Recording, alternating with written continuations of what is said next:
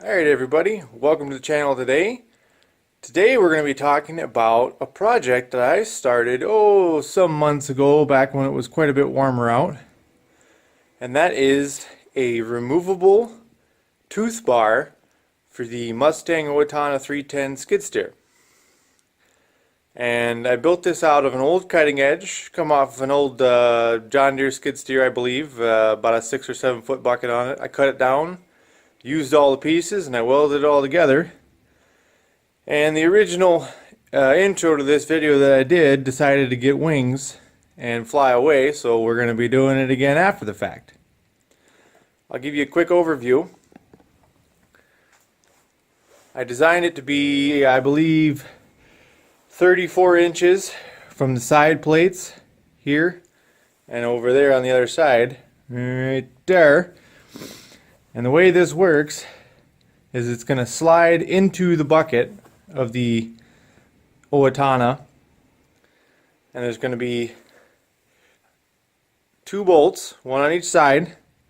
I'm going to drill through the bucket, and that will bolt it down to the bucket. And then I have these scarifying teeth here, which are all welded up terribly to this existing cutting edge that I cut up. And the way it's going to work is when I slide it in, the 2 bolts will be just a placeholder. It'll hold it on the bucket, so when you pick it up and you tilt it and you dump the bucket, it will stay inside the bucket. And the way that I figured it out to be is, if you can see one right there, each one of these I have a plate welded on the bottom side. And what that's going to do is creates a triangle on each one of these teeth that will transfer the force as you dig from the teeth, not through the cutting edge and into the bolt, but into the existing cutting edge that's on the bucket, and therefore the bolts don't have to hold any tension. So it should only need the 2. And I'll give you a quick view of my terrible welding.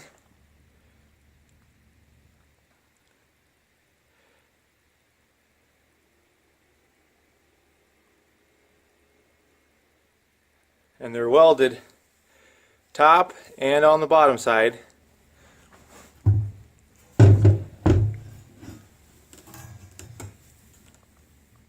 And here's the bottom side, my little plates. Now I put this on the bucket and I just welded those plates on kind of close. I welded the top of the plate, and then I welded the underside of the plate. And what I'm going to do is I'm going to take a grinder and I'm going to clean up some of the welds so there's not a bunch of places to snag and hurt yourself when you're putting it on and off, you know. Clean it up real good, and then I'm going to set it on the bucket. I'm going to drill my holes, bolt it in, and then I'm going to flip the bucket upside down, and I'm going to take a hammer and I'm going to bend each one of them tabs down so that they sit real nice and flush on the bucket, on the bottom side of the bucket.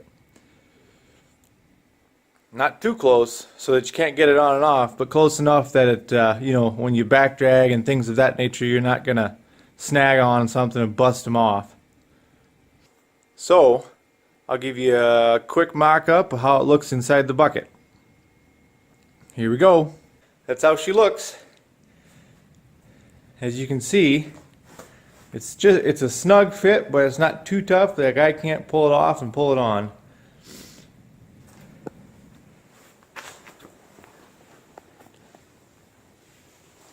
And those are those plates. I'm going to beat them down so they're a little bit closer to the bucket after I welded it now. And the big reason for this tooth bar is this machine,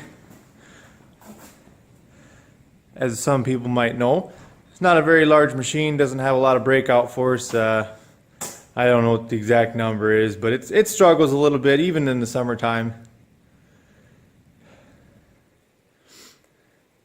So this might help out a little bit and focus every bit of breakout force it has into these little teeth here.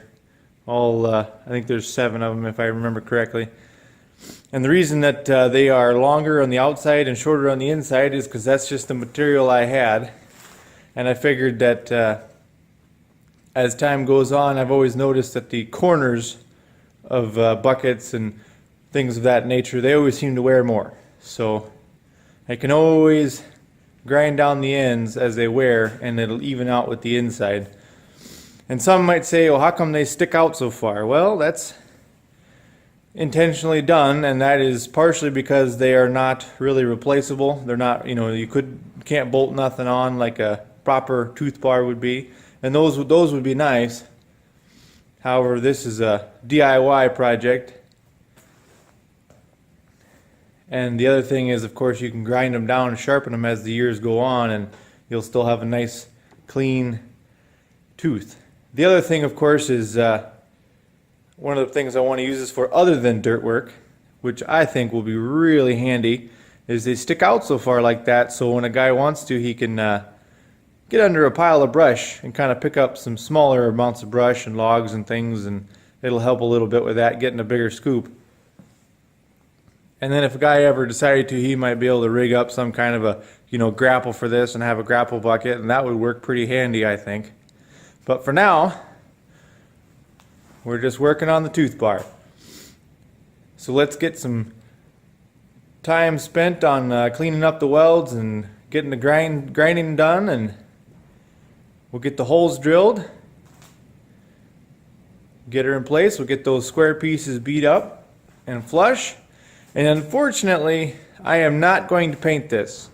And the reason for that is it's cold. It's real cold. Inside the building here, I'm shivering, and I'm decked out with the full coveralls and bibs and whatnot. And outside with the wind, she's really cold, and I don't want to be painting when it's that cold out. It ain't gonna stick. So I'm gonna clean it up real nice and make it look pretty as I can with the grinder. And then next summer, I'll have to buzz it with a wire wheel and paint it and whatnot, and it'll look real good then. So here we go. I'll set you up. We'll get this done.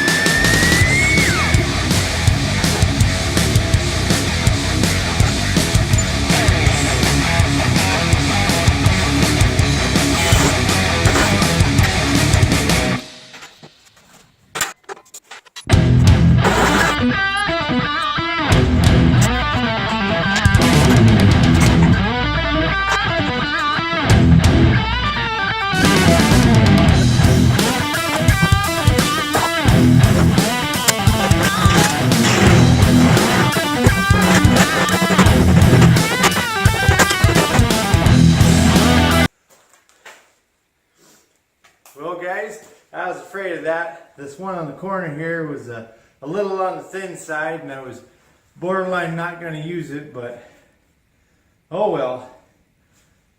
We'll have to take it over and weld it back on and see what happens. But I call that a success. The rest of them are looking pretty good. They're nice and thick and they're welded on all three sides.